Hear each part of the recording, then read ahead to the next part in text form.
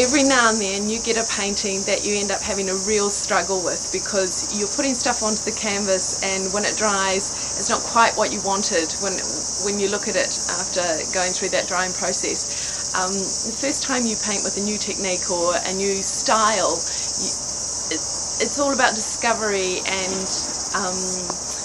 surprise. So when you come to redo that or try the second piece in a series, you've got a higher sense of expectation of what it is you want to achieve with that piece, because you're used to working in that kind of technique, I suppose. And that's what's happened with this piece. I wanted to start this piece with the same foundation as Coastal Code, so I laid down the black and white just in the line format, and I decided I wanted to stay with the coastal theme but take it more into a beach theme. I have many great memories of Petone Road Beach. As a kid we used to go down there, and it's got fantastic rock pools and black sand and great dramatic surf break. So I wanted to sort of incorporate that fantastic piece of nature into this second piece of work. For these pieces I've stretched my canvases halfway through the painting process.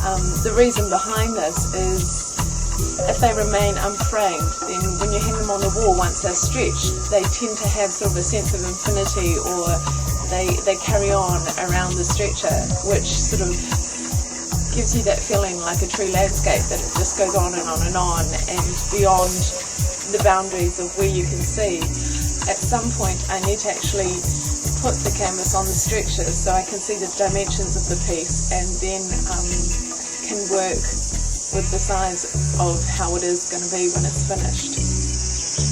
All of my works have many layers and layers and layers of paint. It's all about building the paint layers up. I sort of learnt that out of working predominantly with black and white or monochromatic works. It's like as each layer dries, then the shadows of the previous layers start seeping through in some areas more so than others, and also I like playing with different thicknesses within the layers, and that allows for the ghosts of layers that have gone before to come through and make themselves known in the painting. And it's an interesting way to work, because you never know what's going to happen as it dries, and it just takes on different shades and different forms that you didn't realise was there. Again, you've got to give them time and allow them to come through and give the piece a bit of space in order to see where next to go with it.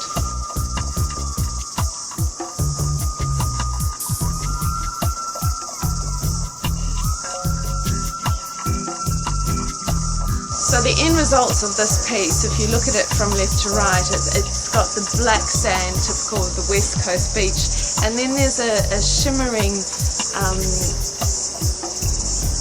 band that comes in through the black sand, and that sort of represents the wet sand. It gets kind of a shimmer on it where the surf is just broken, and then that real dramatic white band of shore break going off into, you see the sets of waves as they're coming in, and then again out into the horizon, which is that place of stillness right out into the white. And I think finally we got there, and I'm really pleased with it.